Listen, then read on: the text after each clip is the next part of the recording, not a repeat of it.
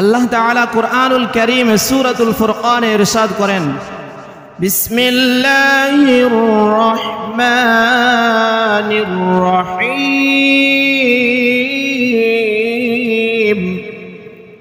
ওয়া ইবাদুর রহমান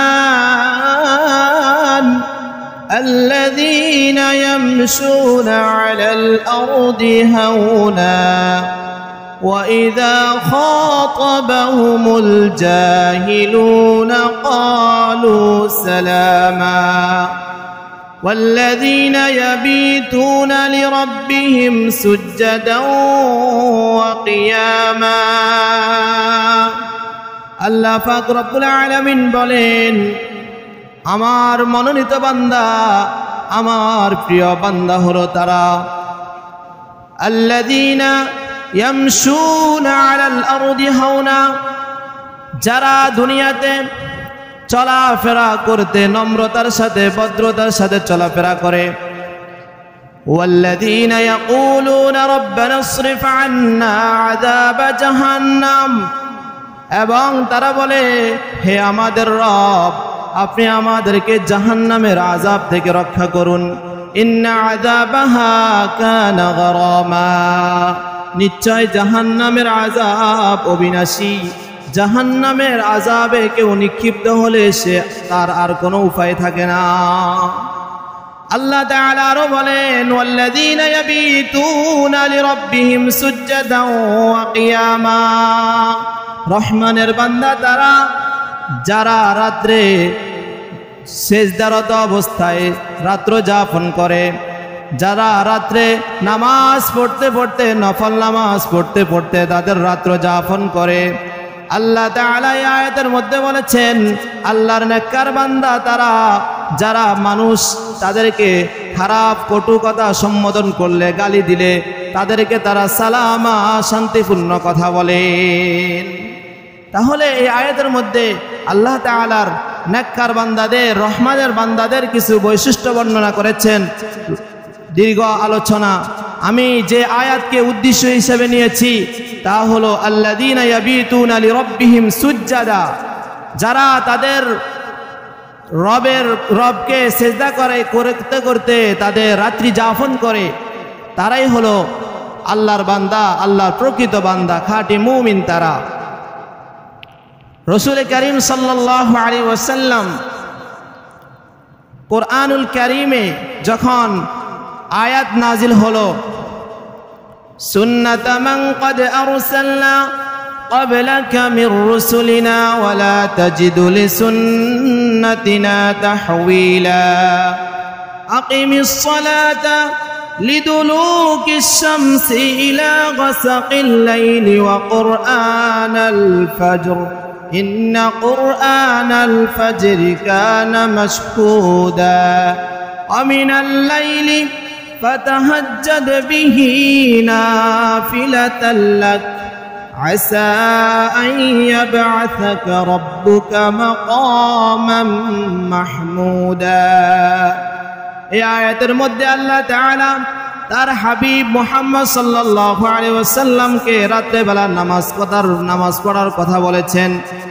আল্লাহর হাবিবকে বলেছেন, হাবিব রাতে নামাজ পড়েন, আপনার উম্মতের জন্য নামাজ ফরজ করেছি 5 ওয়াক্ত, আর আপনার জন্য ফরজ করেছি 6 ওয়াক্ত।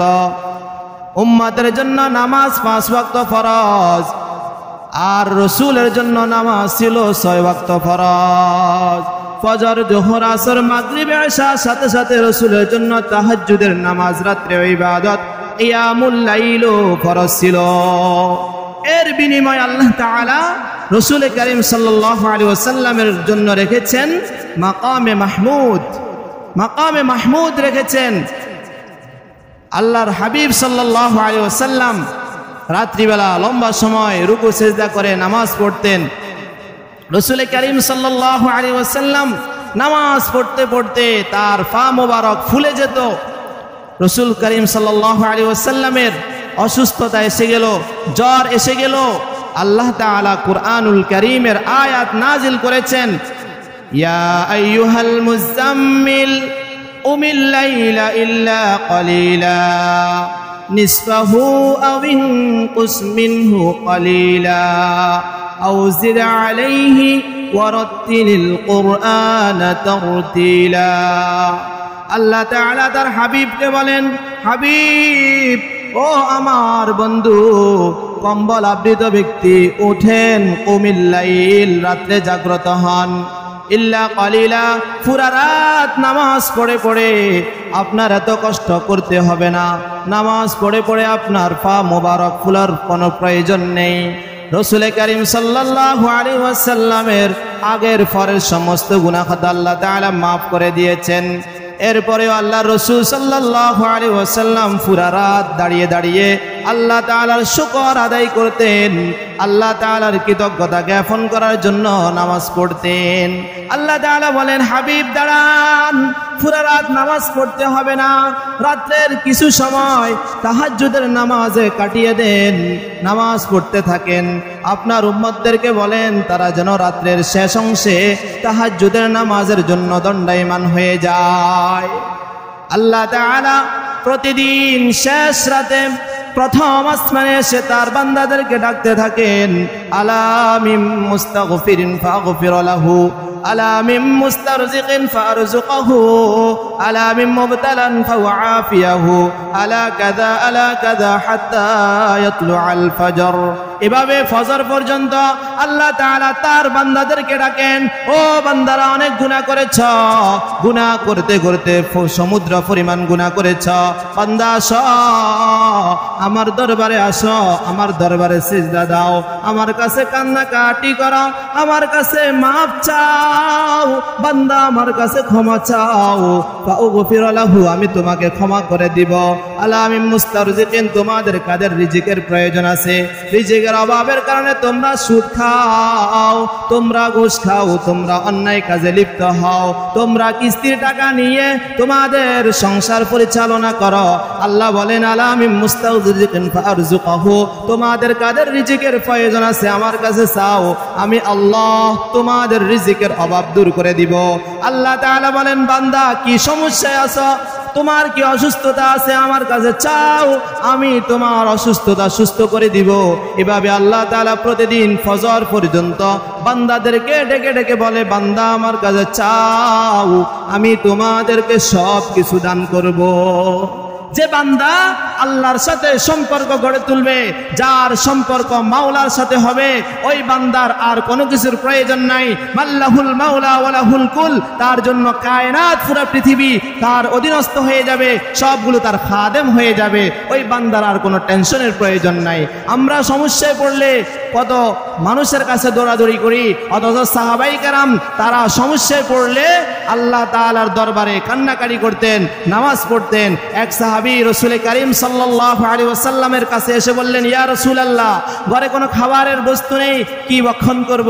রাসূল বললেন, উত্তম রূপে নামাজ পড়ো, নামাজ পড়ে আল্লাহ তাআলার কাছে কান্নাকাটি করো, আল্লাহ তাআলা তোমার রিজিকের ব্যবস্থা করে দিবেন। ওই সাহাবী নামাজ পড়েছেন, আর ঘরে গিয়ে দেখলেন তার ঘরে যে আটার চাকি ছিল তা থেকে অটোমেটিক আটা ফুটতেছে। তিনি হাত দিয়ে তা ধরে ফেললেন, সাথে সাথে বন্ধ হয়ে গেল। রসুলের দরবারে এসে বললেন, ইয়া রাসূলুল্লাহ, আমার এই অবস্থা, আমার ঘরে অনেক আটার, আমার ঘরের মধ্যে আটা জমে গেল, রাখার জন্য আর কোনো পাত্র নাই, ইয়া রাসূলুল্লাহ, কি করব, টেনশনে পড়ে গেছি। হাত দেওয়ার সাথে সাথে বন্ধ হয়ে গেল। আল্লাহ রাসূল সাল্লাল্লাহু আলাইহি সাল্লাম বললেন, তুমি যদি তা না ধরতে কিয়ামত পর্যন্ত এইভাবে অটোভাবে তা জারি থাকতো। সুবহানাল্লাহ। জ্বলন্ত প্রমাণ, সাহাবায়ে কেরামের জীবনী মুতাআলা করলে দেখলে বোঝা যায় তারা আল্লাহর কাছে চেয়েছেন, আল্লাহ তাআলা তাদেরকে দিয়েছেন। আমরা নামাজ পড়ি, আমার নামাজ পড়ার পরেও আমাদের অভাব দূর হয় না। আমরা নামাজ পড়ি অথচ আমাদের অসুস্থতা সুস্থ হয় না, নামাজ পড়ি আমাদের সমস্যার সমাধান হয় না। কেন হয় না? এটা হলো ঈমানের সাথে সম্পর্কিত। আমাদের ঈমানের দুর্বলতা রয়েছে, আল্লাহর উপর আমাদের ইতিকাদ নাই, বিশ্বাস পরিপূর্ণ নাই। আমরা মনে করি আল্লাহ তাআলা আমার এই সমস্যার সমাধান করব কিনা, এটা নিয়ে আমাদের অন্তরের মধ্যে এক ধরনের দ্বিধা সংকোচ থাকে, যার কারণে আমাদের নামাজ আমাদের উপকারে আসে না। সম্মানিত হাজিরিন, রাসূল করিম সাল্লাল্লাহু আলাইহি ওয়াসাল্লাম সাহাবায়ে কেরামদেরকে সম্বোধন করে বললেন, قال رسول الله صلى الله عليه وسلم أفشوا السلام وأطعموا الطعام وصلوا الأرحام وصلوا بالليل والناس نيام فادخلوا الجنة بسلام উম্মতেরা তিনটা আমল করবে সবাই বলেন কয়টা আমলের কথা রাসূল বলেছেন জোরে বলেন কয়টি আমলের কথা রাসূল বলেছেন তিনটি আমলের কথা রাসূল বলেছেন উম্মত তিনটা আমল করবে জান্নাতের সার্টিফিকেট দিয়ে দিলাম জান্নাত তোমাদের পদতলে এসে যাবে এক নম্বর আমল রাসূল বলেন আফসুস সালাম উম্মত বেশি বেশি সালাম দাও সালামের প্রসার করো ঘন ঘন সালাম দাও যাকে দেখবে যার সাথে তোমার সাক্ষাৎ হবে তাকে সালাম দিবে রাসূল করিম সাল্লাল্লাহু আলাইহি ওয়াসাল্লাম যখন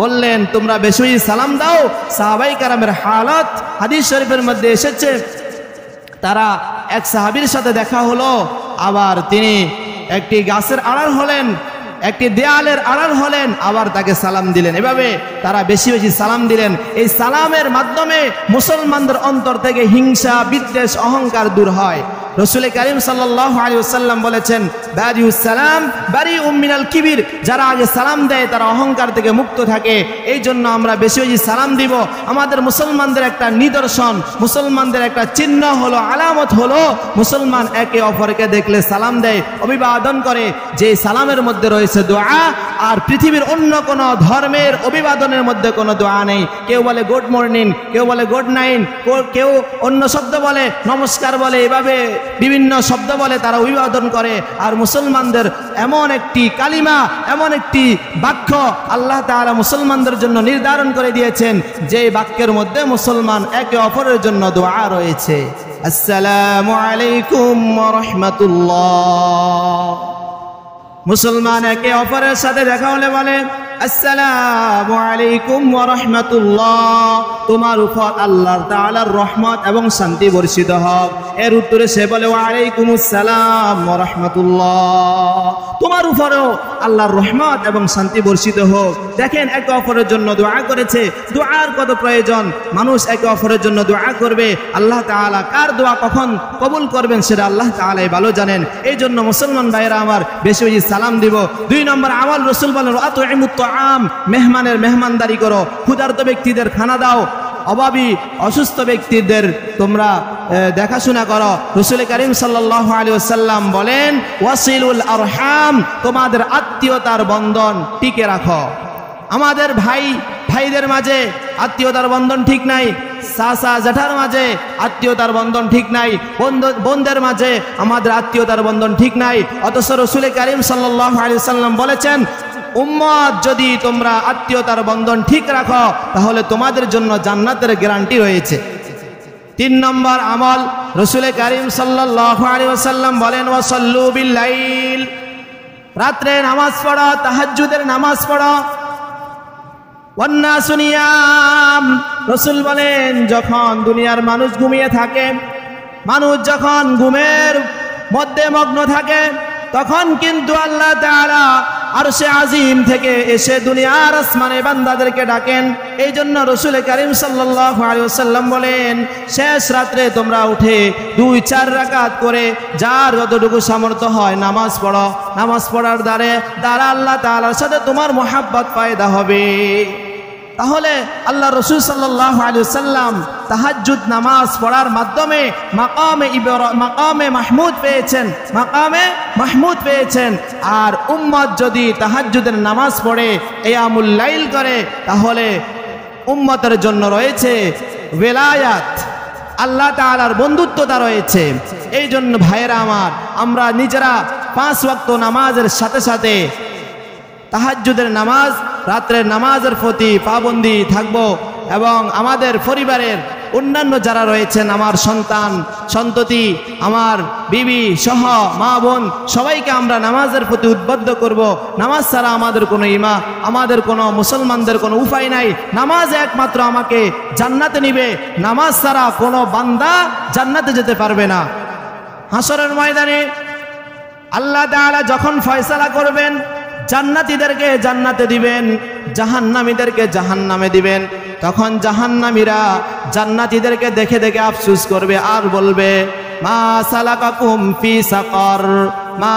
সালাকাকুম ফি সাকার। জান্নাতীরা জাহান্নামীদেরকে বলবে তোমাদেরকে জাহান্নামে নিল কিসে, কোন আমলের কারণে তোমরা জাহান্নামে গিয়েছ?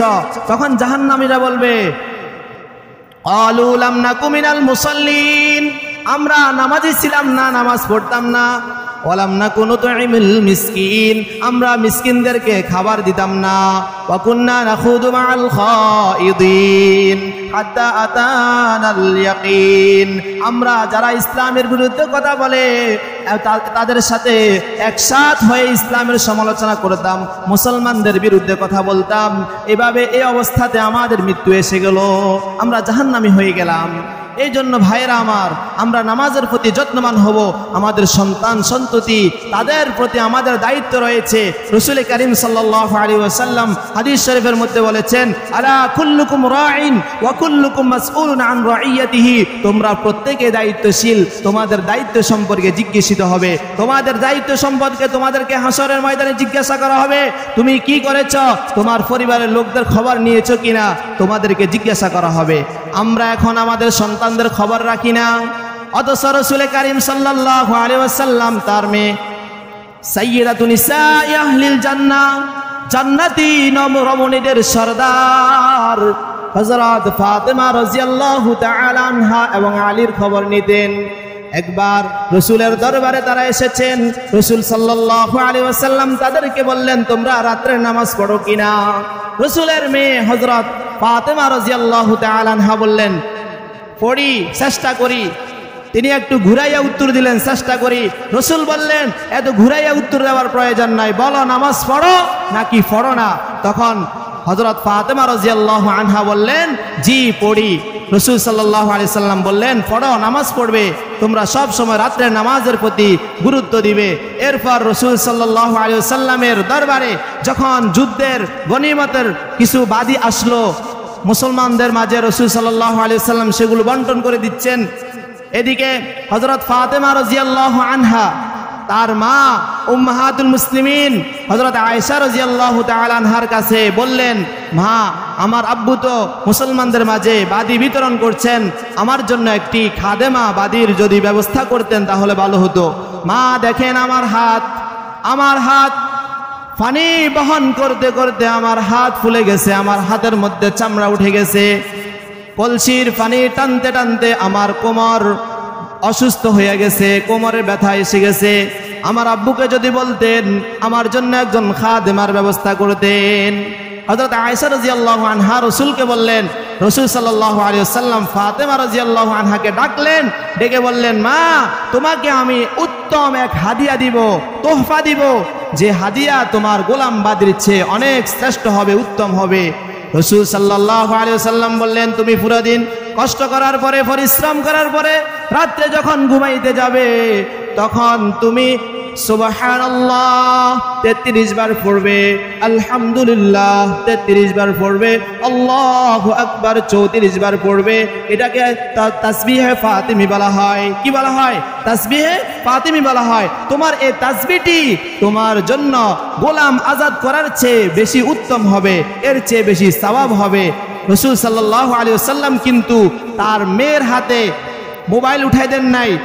রসুলের সময় অনেক ধরনের অনেক কিছু ছিল, রসুলের কাছে অনেক হাদিয়া আসতো, তিনি তার মেয়েদের জন্য, পরিবারের লোকদের জন্য এগুলোর ব্যবস্থা করেন নাই। তাদেরকে তাসবিহ শিখাইছেন, তাদেরকে কোরআন শিখাইছেন, নামাজ শিখাইছেন। আজকে আমরা আমাদের সন্তানদেরকে নামাজ শিখাই না, তাদেরকে কোরআন শিখাই না, তাদেরকে তাসবিহ শিখাই না, আর তাদের হাতে বড় একটা স্মার্টফোন দিয়ে দেই, আর অহংকার করি বলি আমার ছেলের জন্য আমি একটা স্মার্টফোন নিয়ে আসছি। আমার সন্তান রাত্রেবেলা কি করে? তারা ফোনে মেসেজ করে, তারা ফোনে নগ্ন ছবি দেখে, তারা ইউটিউবে সার্চ দিয়ে নগ্ন গান দেখে। আমি কি কখনো তাদের খবর নিয়েছি নাকি? তারা ফজরের নামাজ পড়ে না, তারা এক ওয়াক্ত নামাজও পড়ে না। আমার সন্তানের প্রতি আমার দায়িত্ব ছিল আমি তাদের খবর নেওয়া, নিজেও নামাজ পড়া, সন্তানের নামাজের প্রতি গুরুত্ববান হওয়া, এটা আমার দায়িত্ব ছিল। কিন্তু আমি নিজেও নামাজ পড়ি না, আমার সন্তানের খবর রাখি না, তাদেরকে সকালবেলা মুক্তবে পাঠাই না, তারা কোরআন শিখতে পারে না। এটার জন্য তারা হাসরের ময়দানে আমার বিরুদ্ধে মামলা করবে, বলবে আল্লাহ আমি নামাজ পড়ি নাই, কোরআন তেলাওয়াত করতে পারি না, কেন পারি না এটার জন্য আমি দায়ী না, আমার পিতামাতা দায়ী। কারণ আমার পিতামাতা আমাকে শৈশবে আদব শিখায় নাই, কোরআন শিখায় নাই, আমাকে তালিম দেয় নাই, যার কারণে আমি ঠিক পথে নামাজ পড়তে পারি না, যার কারণে আমি ইবাদত বন্দি করতে পারি না। তাহলে দেখেন, যে সন্তানের জন্য এত কিছু করতেছেন, এই সন্তান আপনার বিরুদ্ধে এক সময় হাসরের ময়দানে আল্লাহ তাআলার দরবারে আবেদন করবেন, মামলা করবেন, তখন আপনার কি অবস্থা হবে, আমার কি অবস্থা হবে। এই জন্য ভাইয়েরা আমার, আমরা এখন থেকে 5 ওয়াক্ত নামাজ মসজিদে এসে জামাতে পড়বো ইনশাআল্লাহ, এবং আমাদের সন্তানদেরকে নামাজের প্রতি দাওয়াত দিব, তাদেরকে অন্যান্য আমালের প্রতি দাওয়াত দিব, তাদের মুখে তাসবিহ উঠাই দিব, তাদের হাতে মুজাক্কারা তাসবিহ ছড়া উঠাই দিব, তাদেরকে নামাজের তালকিন দিব।